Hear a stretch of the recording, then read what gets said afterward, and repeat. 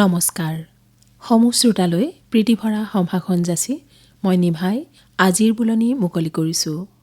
প্ৰিয় শ্ৰোতা, আজি গীত কবিতা গদ্যৰে অসমীয়া জাতিক সমৃদ্ধ কৰি যোৱা এগৰাকী বৰেণ্য অসমীয়াৰ জন্ম শতবাৰ্ষিকী সম্পূৰ্ণ হোৱাৰ দিন।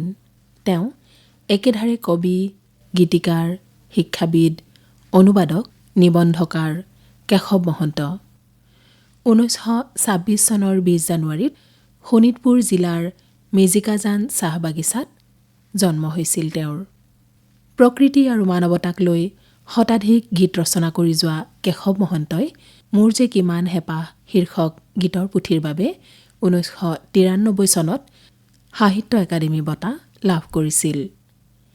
এইগৰাকী স্মৰণীয় ব্যক্তিৰ জন্ম শতবাৰ্ষিকীৰ সৈতে সংগতি ৰাখি আজি আমাৰ বুলনিত আগবঢ়াবলৈ লৈছোঁ এখনি আলেখ্য।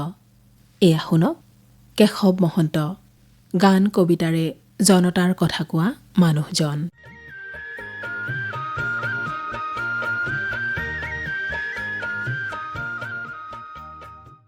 কেশৱ মহন্ত অসমৰ জাতীয় জীৱনৰ কেৱল এটি পৰিচিত নামেই নহয়, এক স্মৰণীয় প্ৰতিভা, বৰণীয় ব্যক্তিত্ব, যাৰ মেধা আৰু প্ৰতিভাৰ আশাসুধীয়া অৱদান অসমৰ বৌদ্ধিক তথা সাংস্কৃতিক জীৱনৰ সমৃদ্ধিৰ অন্যতম লেখৰ পৰিচায়ক হিচাপে আজি স্বীকৃত আৰু বন্দিত।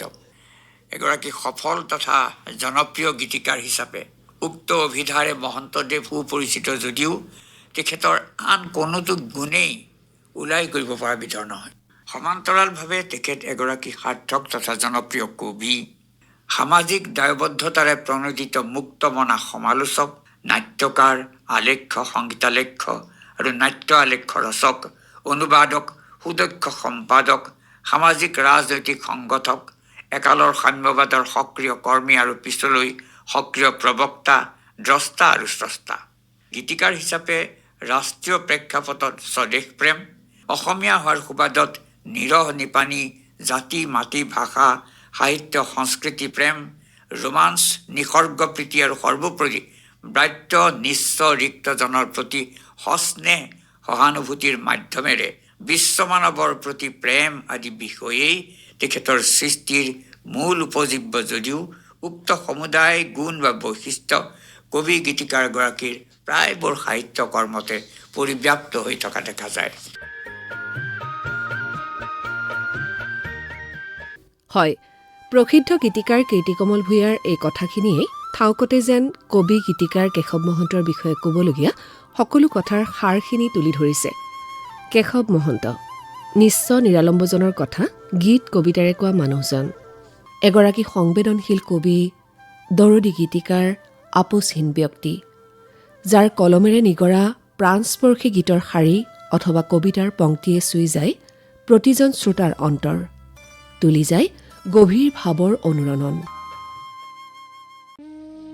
ভালেদিন হৈ গ'ল জিলালৈ অহা নাই সোণজিৰা মাহী, যাৰ মুগাৰ মেখেলা পিন্ধা উদং ভৰিত খম খম খোজ, যাৰ ব্লাউজ নোহোৱা দেহা কেৱল ৰিহাৰে থকা, মাগুৰ বৰণ যাৰ, কাৰোবাৰ জীয়েকৰ চাদৰ ববলৈ তৰা যি তাঁতখনি, সোণজিৰা মাহীজনী তাৰেই শিপিনী।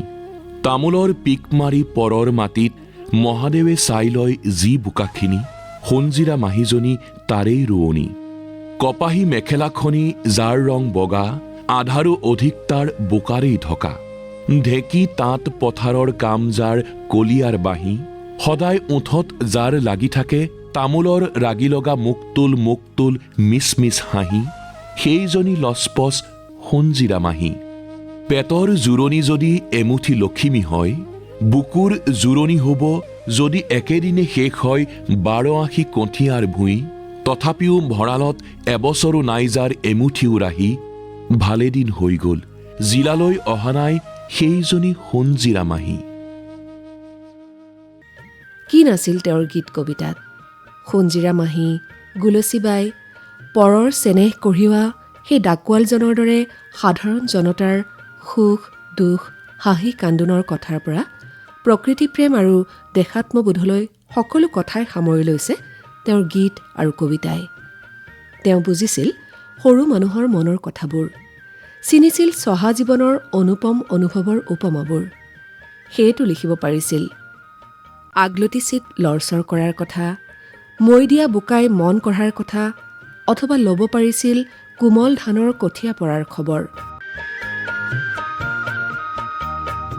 কলৰে পাততে কাউৰী পৰে, আগলতি চিত মোৰ লৰে চৰে, ডুম ডুম দবাতে কোনে কোব মাৰে, আহাৰৰ ডাৱৰৰ আৰে আৰে। অ জেউতি তোলৈ মোৰ মনত পৰে, অ জেউতি তোলৈ মোৰ মনত পৰে, এহে কাউৰী পৰে।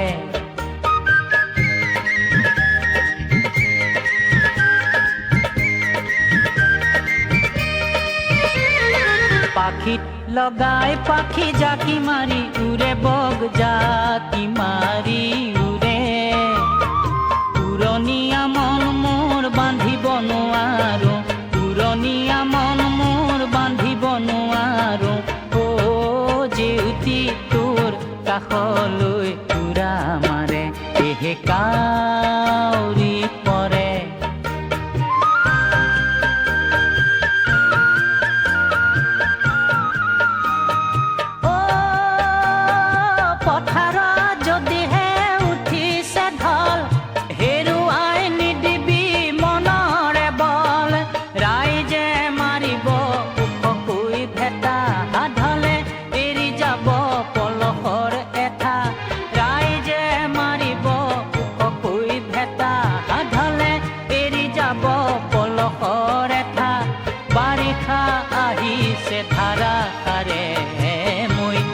বোকাই মোৰ মন কাঢ়ে, বাৰিষা আহিছে ধাৰা কাৰে, মই দিয়া বোকাই মোৰ মন কাঢ়ে, কাউৰী পৰে।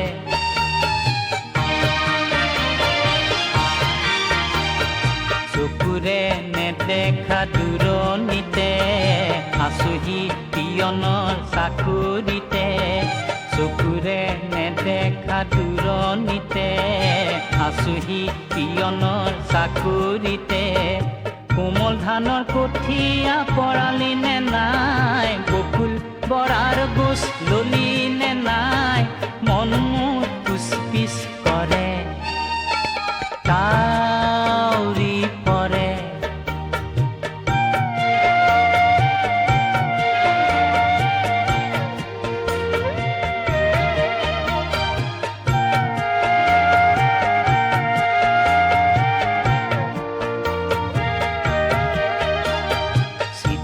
বোজা মই পিঠিত বান্ধি লৈ পৰৰ চেনেহ কঢ়িয়াওঁ, মোৰহে চেনেহীয়ে কিনো ভাবিছে তাৰ একো গমকে নাপাওঁ, চিঠিৰ বোজা মই পিঠিত বান্ধি লৈ পৰৰ চেনেহ কঢ়িয়াওঁ, মোৰহে চেনেহীয়ে কিনো ভাবিছে তাৰ একো গমকে নাপাওঁ, যোৱা বেলি আঘোণতে জেউতিৰে কোলাতে। তেওঁ যি লিখিছিল সকলোৰে উৎস আছিল বাস্তৱ জীৱন আৰু সমসাময়িক সমাজ। গাঁও আৰু মফচল জীৱনৰ দৈনন্দিন অভিজ্ঞতা তেওঁৰ গীত কবিতাত ফুটি উঠিছিল। যুগপৎ সৰু সৰু মানুহৰ যাতনাৰ ছবি আৰু বৰলোকৰ স্বৰূপৰ কথাও তেওঁ গীতৰ মাজেৰে উদঙাই দেখুৱাইছিল। বৰ ঘৰৰ মেকুৰী সৰু ঘৰলৈ যায়, সৰু ঘৰৰ মানুহবোৰে চুপত চিনি পায়।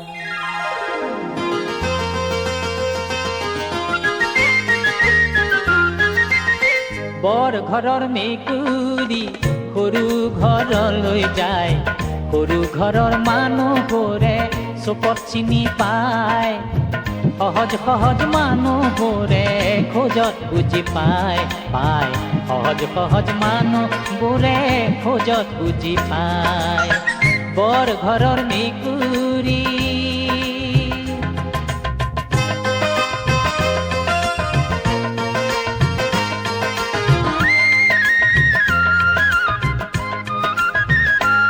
বোলো সৰু চৰুৰ ঢাকোনখন তুমিয়ে পেলোৱা নাই নে সৰু মানুহৰ মুখৰণ তুমিয়ে খোৱা নাই নে আজি যিটি ৰূপ ধৰিছা স্বৰূপ লুকুৱাই আজি যিটি ৰূপ ধৰিছা স্বৰূপ লুকুৱাই সৰু চকুত ধৰা কীৰ্তি কৰিছে শুনাই সহজ সহজ মানুহবোৰে খোজত বুজি পায় সহজ সহজ মানুহবোৰে চুপত চিনি পায় বৰ ঘৰৰ মেকুৰী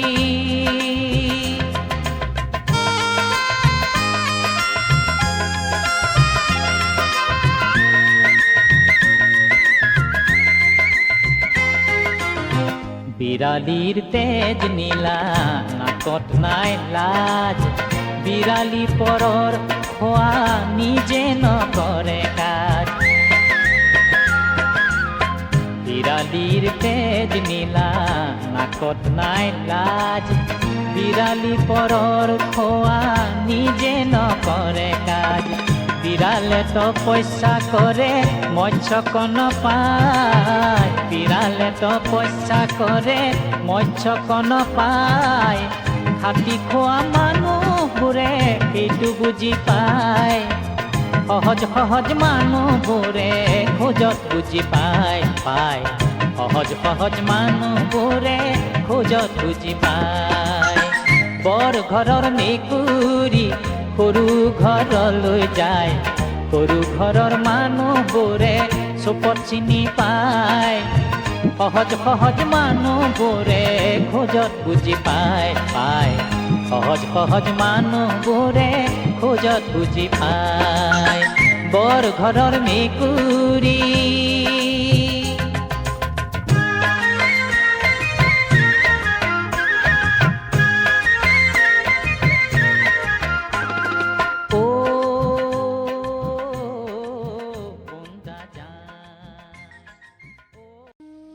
কেশৱ মহন্তৰ কবিতাসমূহত আমি শুনো আত্মপ্ৰত্যয়ৰ গভীৰ সুৰ আমি বাটে বাটে গৈ থকা মানুহ পুৰণি বাট পুৰণি এৰি নতুন বাট হাবি ভাঙি উলিয়াই লোৱা বাট তোমাৰ খোজৰ ধূলি মোৰেই অতীত বুলি শিৰত তুলি ললো সন্মুখত সৌ নতুন বাটৰ হাতৰ বাউল পালো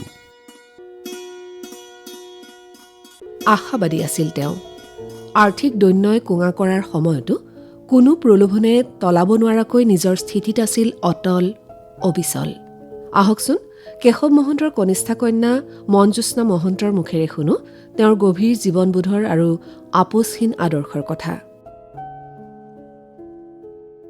প্ৰতিজন মানুহ যে এখন সমাজৰ অংগ সমাজ এখনক যে তেওঁ উত্তৰণ কৰাবলৈ খোজে সমাজখনৰ উত্তৰণৰ কথা সমাজ মানে কি মানুহ গতিকে মানুহ খাটি খোৱা মানুহখিনি সাধাৰণ মানুহখিনিৰ ক'ৰবাত দুখ দেখিছে নেকি তেওঁ যদি দেখিছে দুখ বিমোচনৰ পথ তেওঁ কলমেৰে উলিয়াবলৈ চেষ্টা কৰিছে তেওঁ দুখ আঁতৰাব পাৰোঁ নেকি মানুহখিনিৰ এই মানুহখিনিৰ দুখ হোৱাৰ কাৰণনো কি তাত ৰাজনৈতিক পটভূমিটো কি ইকনমিক কথাবোৰ কি সেই কথাবিলাক দেখুৱাই দিছে গানৰ মাজত লপাক গুলচি ল গানটোত দেখুৱাই দিছে তোৰ যদি খাবলৈ একো নাই তই পেটত পানী গামোচাখনকে মাৰি পেলাই ঘূৰি থাক বিহুত নাচি থাক এই দুখটো অৰ্থাৎ মানুহৰ দুখটো লগত তেওঁ সমানে তেওঁ এজন মানুহ তাৰমানে তেওঁৰো দুখটো সেই দুখখিনি এই যে তেওঁ সমাজৰ এটা অংগ এই সমাজখনক একেলগে তেওঁ উত্তৰণ কৰাব বিচাৰিছে যে আমাৰ মানুহখিনিৰ দুখ বিমোচন হওক আৰু সেইটো লৈহে তেওঁ কলাকাৰ এজন কলা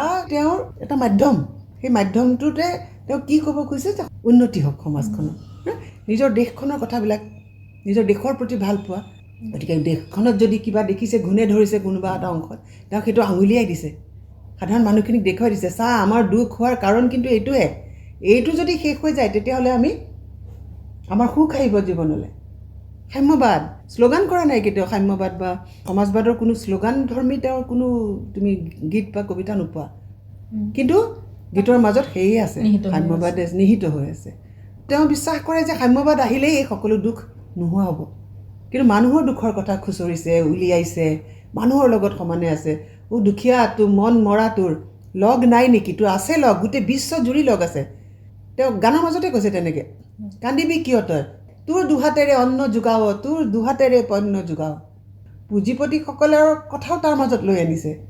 পুঁজিবাদে আমাক এনেকৈ নিষ্পেষণ কৰিছে, আমিয়েই কৰোঁ চব, আমাৰ হাতেৰে আমি গঢ় দিওঁ চব, কিন্তু আমাকেই শোষণ কৰিছে। এই যে শোষণ, শোষক, এইবিলাকৰ কথা বৰ সাধাৰণ ভাষাৰে, বৰ ঘৰুৱা ভাষাৰে তেওঁ গানৰ মাজত প্ৰকাশ কৰিছে, কবিতাৰ মাজত প্ৰকাশ কৰিছে। এই কথাখিনি আচলতে ক'লেই কেশৱ মহন্তক সম্পূৰ্ণৰূপে বিশ্লেষণ কৰা হয়। আৰু জন্ম শতবৰ্ষৰ সময়, এইখিনি সময়ত দেউতাক সোঁৱৰিবলৈ হ'লে কেৱল মানে দুটামান গীত শুনিলেই আচলতে শেষ নহয়। সামগ্ৰিকভাৱে এই কথাখিনি যদি আমি বিশ্লেষণ কৰোঁ, তেতিয়া দেখিম যে তেওঁৰ গীতৰ মাজত, তেওঁৰ কবিতাৰ মাজত তেওঁৰ এটা আদৰ্শ নিহিত হৈ আছে, বা তেওঁ ক'ব খোজা যিটো কথা বা তেওঁৰ যিটো এটাই লক্ষ্য, এটাই উদ্দেশ্য, সেই উদ্দেশ্যটো কিন্তু প্ৰতি গানৰ মাজতে আমি বিচাৰি পাম। তেতিয়া তেওঁ এইটো বিচাৰিছে, সমাজৰ উত্তৰণ বিচাৰিছে। গতিকে এনেধৰণে যদি সোঁৱৰা যায়, তেতিয়া কেশৱ মহন্তজনক সামগ্ৰিক দৃষ্টিৰে চোৱা হ'ব। বুজাই দিব বিচাৰিছে তেওঁ গান আৰু কবিতাৰ, গান কবিতাৰ মাজেৰে বুজাই দিব বিচাৰিছে, মানুহক জাগ্ৰত কৰিব বিচাৰিছে। আৰু এইটোত কেতিয়াবা দেখা যায় যে তেওঁ যেন এটা উত্তৰাধিকাৰীৰ কাম কৰিছে, মানে জ্যোতিপ্ৰসাদ আগৰৱালাই যেনেকৈ ক'লে, বিষ্ণুপ্ৰসাদ ৰাভাই যেনেকৈ ক'লে, গুৰু আছিল সেইসকল তেওঁৰ। গতিকে তেওঁলোকৰে যেন পথ অনুসৰণ কৰিছে, তেওঁলোকৰ পথ অনুসৰণ কৰি তেওঁ সেই বাটেৰে আগুৱাই গৈছে।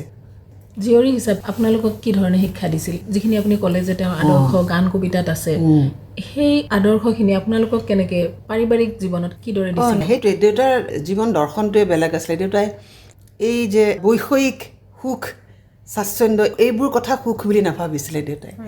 কিবা যদি কৰিবলৈ আছে, তই এটা সমাজৰ অংগ, সমাজৰ কাৰণে কাম কৰিব লাগিব, এই ধৰণৰ কথাৰে আমাক সদায় প্ৰেৰণা দিছিলে। আৰু দেউতাক আমি জীয়ৰী হিচাপে মই ক'ব খোজোঁ যে মই দেউতাক জীৱনেৰে যেনেকৈ দেখিলোঁ এজন মানুহ, সেই একেজন মানুহ তেওঁৰ কামেৰেও দেখিলোঁ, তেওঁৰ কামতো সেইজনে মানুহজন সঁচা সৎ মানুহ এজন, এটাই সত্তা, ডাবল ষ্টেণ্ডাৰ্ড কেতিয়াও নেদেখিলোঁ। তাৰমানে এই যে সৰু সৰু মানুহক তেওঁ ভাল পায়, এইটো তেওঁৰ জীৱনৰ অন্যান্য কথাৰ মাজেৰেও আমি দেখা পাইছোঁ। এটা সৰু উদাহৰণ দিছোঁ, সাধাৰণ। ৰিক্সা এখনত দেউতা যেনিবা উঠিছে, ৰিক্সাৱালাজনে যদি কিবা কাৰণত তেওঁ চিটৰ পৰা নামি ৰিক্সাখন টানি নিছে, দেউতা তৎক্ষণাত নামি দিয়ে যে মোক টানি কিয় নিব, চকাটোৰ সহায়ত চলাই পেলাই লৈ গৈছে, মই যাম, কিন্তু মোক টানি কিয় নিব। এই যিটো মানে নামি দিছে, ভাড়াটো লৈ পেলাই ৰিক্সাৰ ভাড়াটো দিব লাগে, কেতিয়াবা যদি 2 টকা বেছিও খুজিছে, পকেটত আছে যদি উলিয়াই দিছে, বা মাতি আনি চাহকাপ খুৱাইছে। এই সৰু মানুহৰ প্ৰতি দৃষ্টিভংগীটো মই আচৰিত ধৰণে দেখিছিলোঁ। ঘৰে বাহিৰে একেজন মানুহ, এইটো কিন্তু মেইনটেইন কৰাটো কঠিন কাম। ইয়াৰ বিনিময়ত যথেষ্ট ত্যাগ আছে, তেওঁ বহু বস্তু ত্যাগ কৰিছে। তেওঁ নিবাজ, তেওঁ অসমীয়া যে অসমীয়াই, তেওঁৰ ভাষাত অসমীয়া, তেওঁৰ পোচাক পৰিচ্ছদত অসমীয়া, তেওঁৰ খাদ্যাভ্যাসত অসমীয়া, তেওঁ অসমীয়া এজন মানে, কিন্তু প্ৰগ্ৰেছিভ অসমীয়া দেই, খুব প্ৰগতিশীল নহয়। গতিকে ঘৰতো আমাৰ প্ৰতি দৃষ্টিভংগী সমান, ছোৱালী মানুহ বুলি বেলেগ ধৰণৰ দেউতাৰ কোনো বিচাৰ নাই, সমান ব্যৱহাৰ, সমানেই যাবলৈ শিকাইছে আমাক। এই যে বস্তুবোৰ দেখিছিলোঁ, এই দৃষ্টিভংগীবিলাক খুব আধুনিক, কিন্তু কিছুমান কথা দেউতাই একদম গোঢ়ামুঠি ধৰি আছিলে। ধৰা কেতিয়াও দেউতাই লং পেণ্ট শ্বাৰ্ট পিন্ধা আমি নেদেখিলোৱে, ধুতি পাঞ্জাবী জোৰতে থাকিলে, সেইবোৰত তেওঁ একদম গোঢ়া আছিলে। আধুনিক তেওঁৰ মনেৰে, মানসিকতা বহুত আগবঢ়া মানুহ, আধুনিকতাৰ নামত সেইবোৰ গ্ৰহণ কৰিবলৈ দিছিলে আমাক, কিন্তু কিছুমান বস্তুত তেওঁ একেবাৰে ষ্ট্ৰিক্ট আছিলে খুব। আৰু একেজন মানুহে যেতিয়া তেওঁৰ গীত এটা পঢ়িলোঁ, কেতিয়াবা তেওঁৰ লেখা এটা পঢ়িলোঁ, একদম এজ ইট ইজ সেই দেউতাজনকে দেখা পাওঁ, কিন্তু তাত এজন তেওঁ বেলেগ মানুহ নহয়। ক'তো মুখা পিন্ধা কাৰবাৰটো তেওঁৰ ক'তোৱেই নাছিলে। যিখিনি কথা কৈ গৈছিল, লিখি গৈছিল, সেইজনেই মানুহ। আপোনালোকৰ জীৱন গঢ়াটো সেই কথাখিনিয়ে নিশ্চয় সহায় কৰিছে, বহুত সহায় কৰিছে। আমি সাংঘাতিক ধৰণে দেউতাৰ আদৰ্শেৰে হয়তো যোৱা নাই, কিন্তু কিছুমান কথা মানে বেছিক কথা কিছুমান দেউতাই এনেকৈ আমাৰ গাত সুমুৱাই দিলে, নিজৰ এটা স্থিতি সদায় ৰাখিবলৈ শিকাই থৈ গ'ল। গাঁৱলীয়া বাট পথ, খৰ পথাৰ, তাঁতশালৰ পৰা ঢেঁকীশাললৈ অসমৰ লোকজীৱনৰ প্ৰতিটো দিশ তেওঁৰ গীত কবিতাত মূৰ্ত হৈ উঠিছে। সহজ সাধাৰণ চহা-জীৱনৰ মুখে মুখে চলি অহা শব্দবোৰকে গান কবিতাত ঠাই দিছিল তেওঁ। আকাশবাণী গুৱাহাটীৰ সৈতে কেশৱ মহন্তৰ সম্পৰ্ক আছিল প্ৰগাঢ়। তেওঁ ৰচনা কৰা সংগীতালক্ষ্য অ' মোৰ আপোনাৰ দেশ 1983-84 চনৰ সময়ছোৱাত ইংৰাজীলৈ অনুদিত হয়। অ' মাই কাণ্ট্ৰিমেন সংগীতালক্ষ্যখনি প্ৰশান্ত মহাসাগৰীয় দেশসমূহৰ সাংস্কৃতিক বিনিময়ৰ আঁচনিৰ অধীনত আকাশবাণীৰ দিল্লী কেন্দ্ৰই বেইজিঙত পৰিৱেশন কৰিবলৈ বাছনি কৰিছিল। আমাৰ সৈতে সংক্ষিপ্ত আলাপত গীতিকাৰ কীৰ্তিকমল ভূঞাই কেশৱ মহন্তৰ গীত কবিতাৰ বৈশিষ্ট্যৰ কথা কোৱাৰ লগতে সুঁৱৰিলে কেশৱ মহন্তৰ আকাশবাণীৰে সম্পৰ্কৰ কথাও। প্ৰথম কেতিয়া লগ পাইছিল মনত আছে নে? লগ পাইছিলো তেখেতক 70ৰ দশকৰ আগভাগত ৰেডিঅ'ত নেকি? আকাশবাণীতে তেখেতক লগ পাইছিলো। আকাশবাণী গুৱাহাটীৰ জীৱনৰ দিশবাণী অনুষ্ঠানৰ কাৰণে তেখেতৰ আপুনি সাক্ষাৎকাৰ লৈছিল। হয়, সেই অভিজ্ঞতাৰ কথা কওকচোন। তেখেতৰ যেতিয়া সাক্ষাৎকাৰ ললো তেখেতৰ ব্যক্তিত্বৰ বিভিন্ন দিশৰ সৈতে মই পৰিচয় হোৱাৰ সুযোগ পালো। তেখেতৰ জীৱনৰ, কৰ্মজীৱনৰ, তেখেতৰ ঘৰুৱা জীৱনৰ ভাবি আচৰিত লাগে যে কেনেকুৱা আৰ্থিক দৈন্যতাৰ মাজেৰে কল্পনাতীত তেখেতে আহি এইখিনি কৰিলেহি, এনেকুৱা এটা অৱস্থাত উপনীত হ'লি, সেইটো এক প্ৰকাৰ মানে অভাৱনীয় ধৰণৰ কথা। তাৰপিছতো কিন্তু তেওঁ আপোচ কৰা নাছিল। আপোচ কৰা নাই তেখেতে নিজৰ আদৰ্শক হয়তো আপোচ কৰা নাই। সাম্যবাদী আদৰ্শৰ তেখেতে অনুগামী আছিল। আৰু তেখেতে সাক্ষাৎকাৰ কৈছে 4 অনা পইচা লৈ গুৱাহাটীত হাজিৰ হৈছিল তেখেত। ওচৰৰ মানুহে তুলি কিবা কৰি যোৱা বুলি পঠিয়াই 4 অনা পইচা দি গুৱাহাটীলৈ আহিছিল। তাৰপিছত এইটো সিটো বিভিন্ন কাম কৰিছে, আলোচনী সম্পাদনা বা সহকাৰী এই ধৰণৰ কাম কৰিছে।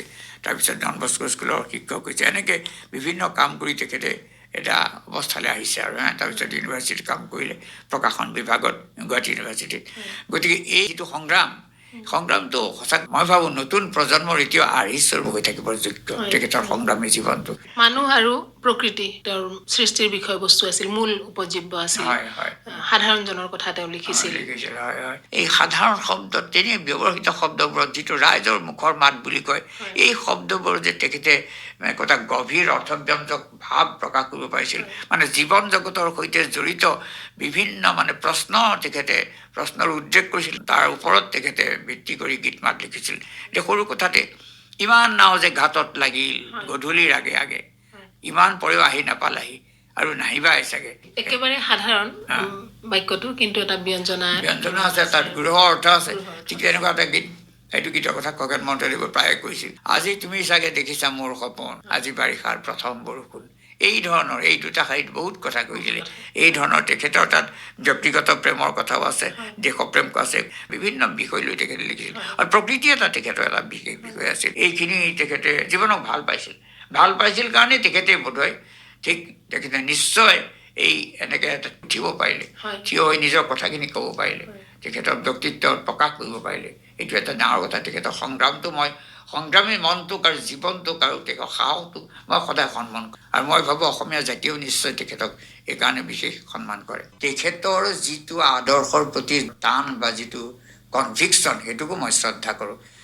তেখেতে মাৰপিট খাইছে, জেল খাইছে নিজৰ আদৰ্শৰ কাৰণে। প্ৰথমতে কংগ্ৰেছৰ কাৰণে আছিল, পিছত সময়বাদী আদৰ্শৰ কাৰণেও তেখেতে ত্যাগ আৰু কষ্ট স্বীকাৰ কৰি থৈছে, পিঠিত বেতৰ কোব পাই থৈছে।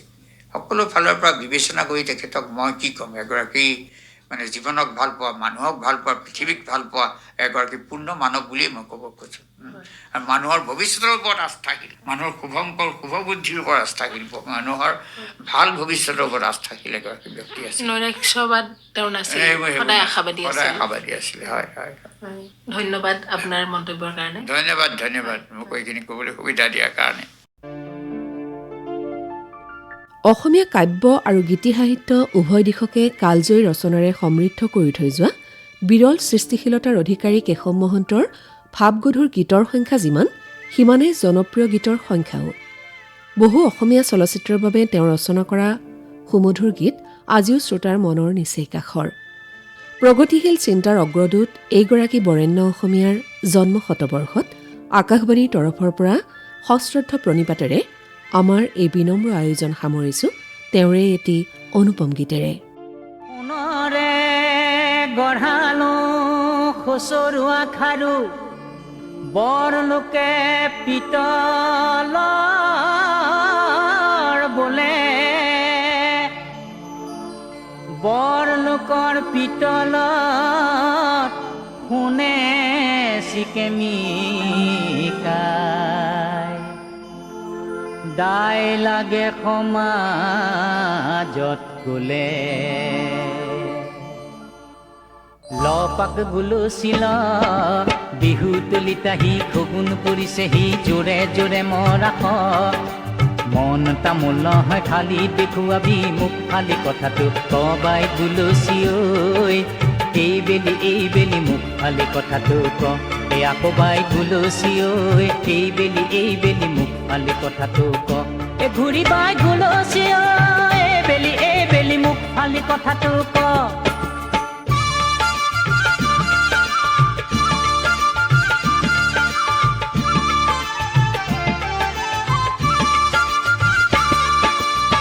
বাই গুলচি নাচ লঘুনীয়া পেটটিত ভালকৈ লগাই ল পানী গামোচাৰে ফাঁচ নাচ বাই গুলচি নাচ লঘুনীয়া পেটটিত ভালকৈ লগাই ল পানী গামোচাৰে ফাঁচ পেট সুদা হলে নাচি জুতি পাবি খোৱা বোৱাৰ কথাটো পাছ বাই গুলচি ঐ এই বেলি পানী গামোচাকে ল আকৌ বাই গুলচি ঐ এই বেলি পানী গামোচাকে ল ঘূৰি বাই গুলচি ঐ এই বেলি পানী গামোচাকে ল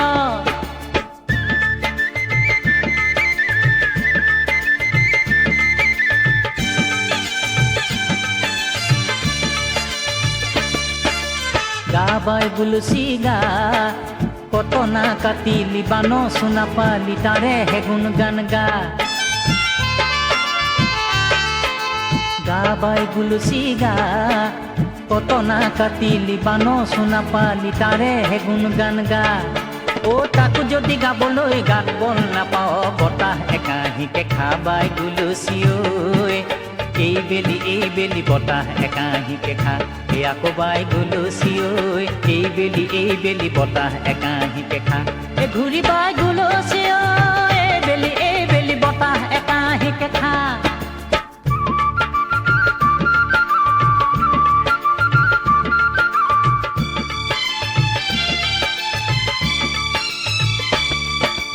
ঘূৰ বাই গুলচি ঘূৰ ধনৰে ৰখিয়াই ধন লৈ পলাইছে ধৰোতাক পাতিছে চুৰ ঘূৰ বাই গুলচি ঘূৰ ধনৰে ৰখিয়াই ধন লৈ পলাইছে ধৰোতাক পাতিছে চুৰ কাৰেঙৰ দুৱাৰত ডকাইত পহৰীয়া উৰহীৰ নেপাও ঘূৰ বাই গুলচি ঐ এই বেলি উৰহীৰ নেপাও কেশৱ মহন্ত গান কবিতাৰে জনতাৰ কথা কোৱা মানুহজন ইমান পৰে প্ৰসিদ্ধ কবি গীতিকাৰ কেশৱ মহন্তৰ জন্ম শতবৰ্ষৰ সৈতে সংগতি ৰাখি যুগুতোৱা আলেখ্যখনি শুনিলে আলেখ্যখনিৰ ৰচনা পৰিচালনা আছিল নিভাৰাণী ৰায়ৰ পৰিকল্পনা পৰিণীতা শইকীয়াৰ বিৱৰণী কণ্ঠ অৰুণিমা গোস্বামীৰ কবিতাংশৰ কণ্ঠ ইন্দ্ৰজিৎ দাসৰ প্ৰযোজনা য়াংচেন শ্বেৰপাৰ